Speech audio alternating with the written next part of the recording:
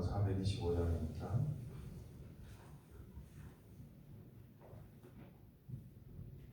주님의 뜻을 이루소서 함께 찬양드리겠습니다. 425장입니다.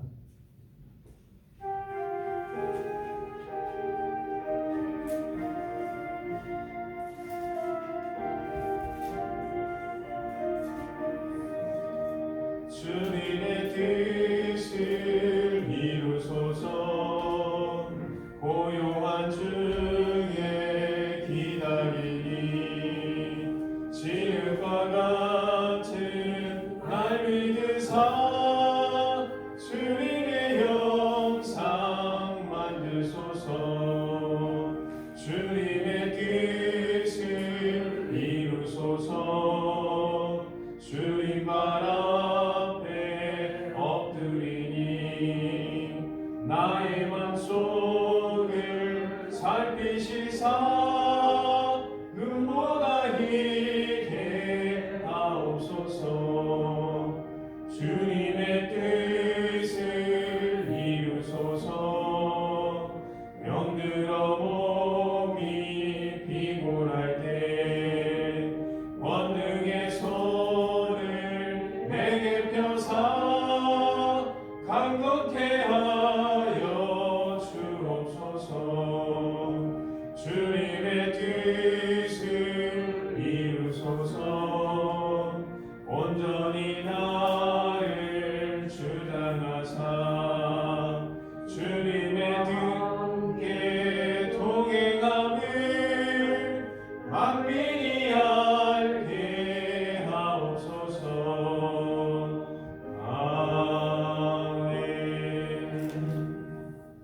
하나님 아버지 감사합니다. 이 오늘도 우리 주 예수 그리스도의 뜻을 우리의 마음에 새기고 순종하는 복된 하루가 되게 하여 주옵소서.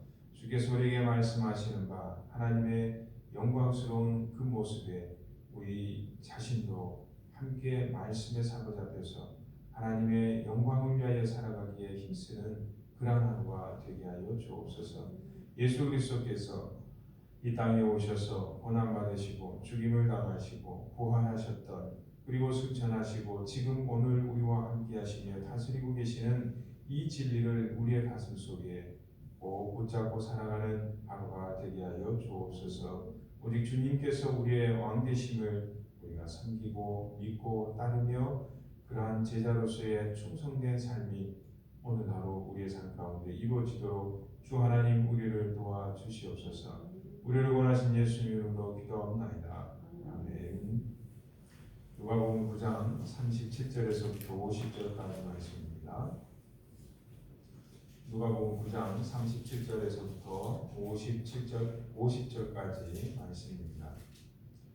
이튿날 산에서 내려오시니 큰 무리가 맞을세 무리 중에 한 사람이 소리질러 이르되 선생님 청컨대 내 아들을 돌보아 주옵소서. 이는 내 외아들입니다.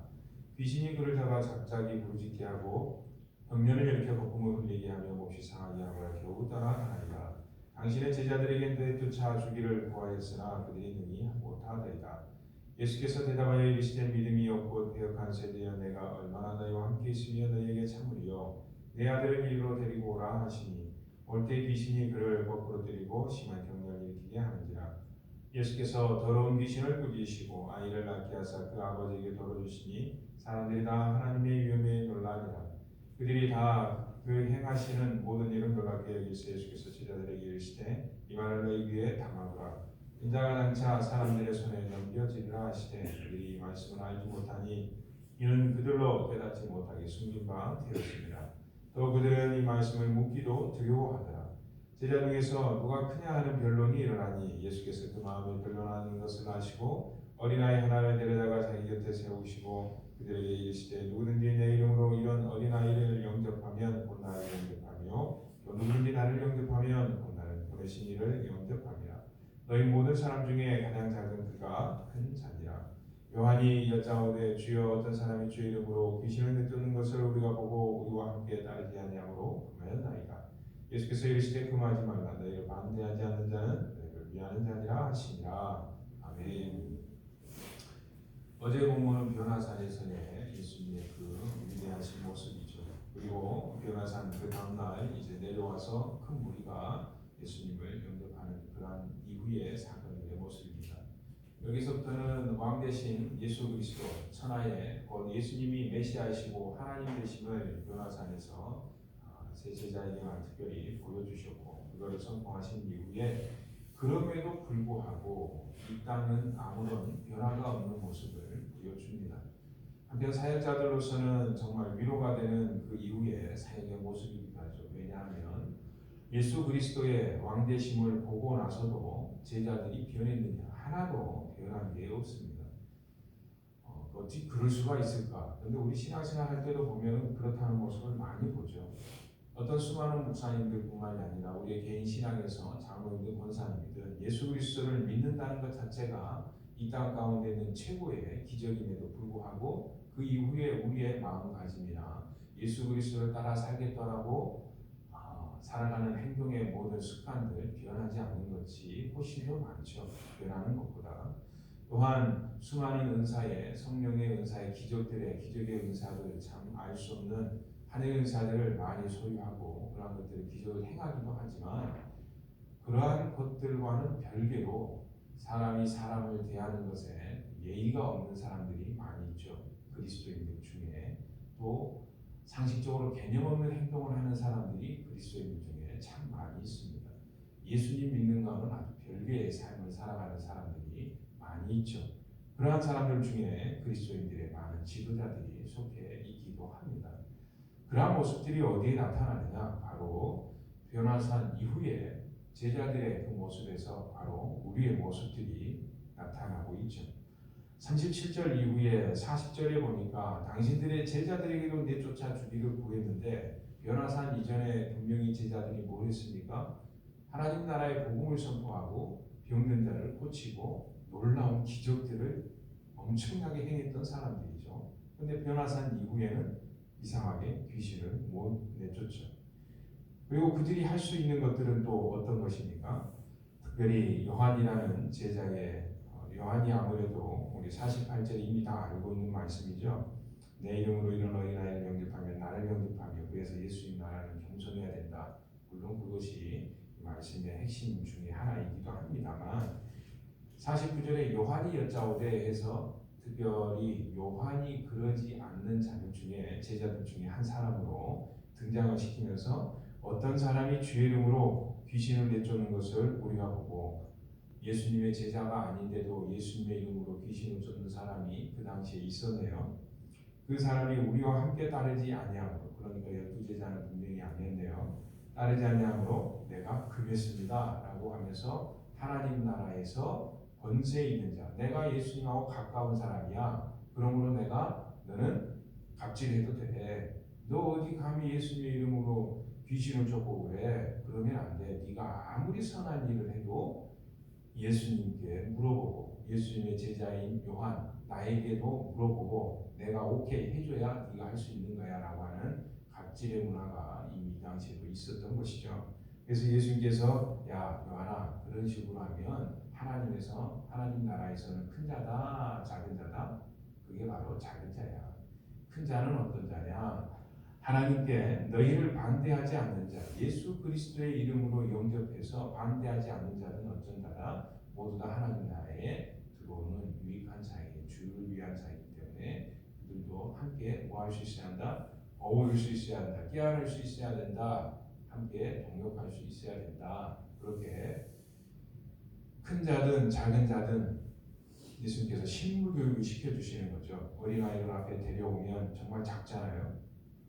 겉으로 보기에 눈으로 보기에 작은 자 그건 실제로 겉으로 보기에 작은 자가 아니고 마음에 이 모든 자들을 어떤 사람이든 무시하지 않고 겸손히 예수 그리스도의 이름으로 영접할 수 있는 자. 왜냐?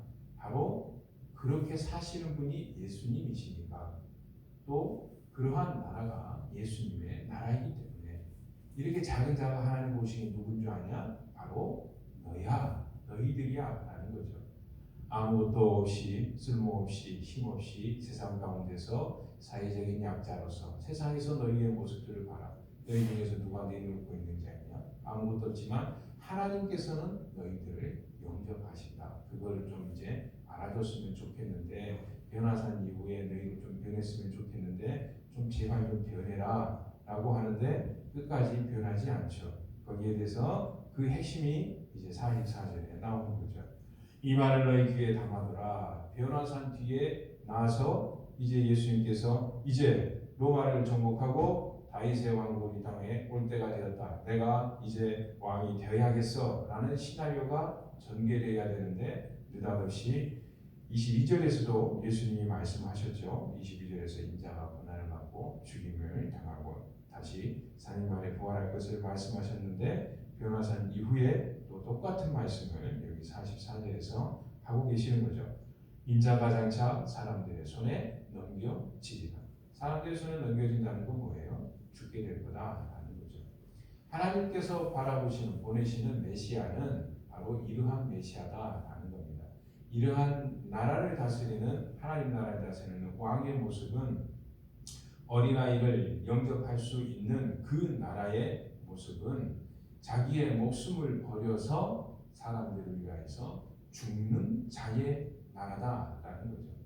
예수님께서 그렇게 왕의 모습으로 우리에게 메시아의 모습으로 그래서 보내주셨기 때문에, 보여주셨기 때문에 그 나라를 내가 믿습니다, 내가 따릅니다, 저는 예수님 믿습니다 라고 했다면 증거가 나오겠죠. 그 증거는 나의 욕심을 다 죽이고 장차 사람들의 손에 넘겨서 죽임을 당하는 삶을 살아야 그것이 예수님 믿는 사람이구나 라는 거죠. 그런데 본문에서 변화산 이후에서는 제자들은 그러한 모습을 전혀 보여주지를 못하고 있다. 그래서 40절에 당신의 제자들에게 내쫓아 주기를 구하였으나 능히 못하던데요 라는 거죠.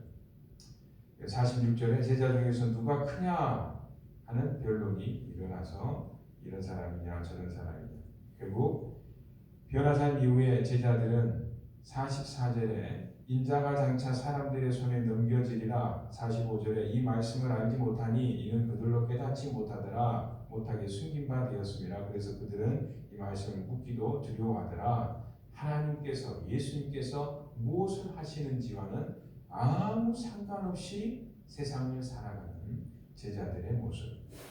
누가 크냐? 예수님이 이 땅 가운데서 왜 오셨고 어떻게 살아야 될 것인가에 대한 제자들에게 가르쳐주는 말씀과는 아무 관심 없이 그냥 살아가는 자들. 그 모습이 내일 본문에도 계속되죠. 오늘 말씀 생각하면서 혹시나 이 제자들의 모습이 나의 모습은 아닙니까? 라고 생각하면서, 예수님은 하나님의 말씀을 통해서 우리에게 이렇게 살아라 저렇게 살아라, 이것이 하나님 나라다, 이것이 하나님의 능력을 입고 살아가는 삶이다 라고 귀에 닳도록 매 순간 우리에게 말씀하시지만, 하나님, 저는 제 인생 살아가는 길이 따로 있습니다. 예수님의 길이 아닌 저의 길이 따로 있어요 라고 깨닫지 못하고 하나님의 말씀을 알고 싶어도 하지 않고, 특별히 하나님의 말씀이 이 세상에서 사는 길은 십자가를 지면서 너의 모든 생각과 욕심을 이 땅 가운데 내려놓고 너의 길을 가는 것이 아니라 예수 그리스도를 위해서 너의 오늘 하루를 내어드리고 성령께서 너에게 말씀하신 바에 순종하기를 힘쓰고 성령의 능력으로 인생을 살아갈 것을 계획해야 된다. 나는 그러한 길들은 냅두고 내 인생을 살아가고자 오늘 하루도 내가 혹시나 힘쓰고 있지 않은가? 예수님께서 보실 때 나는 큰 자인가 작은 자인가? 나는 사람들과의 관계에서 예수님과 같이 어린 자를 영접하는 사람인가? 아니면 눈에 보이기에 커 보이는 본세 있는 사람들을 영접하는 자인가? 예수 그리스도를 믿는다고 해서 예수 그리스도의 삶을 사는 것은 아니죠. 예수 그리스도를 믿는다고 해서 충격적일 수 있겠습니다만 곰곰이 생각해 보면 다 천국에 들어가는 것이 아니다라는 것을 우리 가슴에 다시 한번 새기면서, 하나님, 오늘 하루도 십자가 지신 예수 그리스도의 그 삶을 제가 살아갈 수 있도록 은혜를 더하여 주옵소서. 주의 능력이 필요합니다. 이 아침에 그러한 하늘의 은혜를 얻고자 이 시간에 나왔습니다. 오늘 하루도 하나님께서 우리의 삶의 주인이 되어 주셔서 하루 1시간 주께서 24시간 인도하여 주옵소서. 주의 능력으로 오늘 나의 손길과 발길을 인도하여 주옵소서. 주의 말씀에 순종하는 그런 하루가 되게 하여 주옵소서. 주의 뜻을 잘 분별하여서 주 앞에 살아갈 수 있기를 소망합니다. 그렇게 기도하며 나가기를 주의 이름으로 축원합니다. 말씀 기도하겠습니다.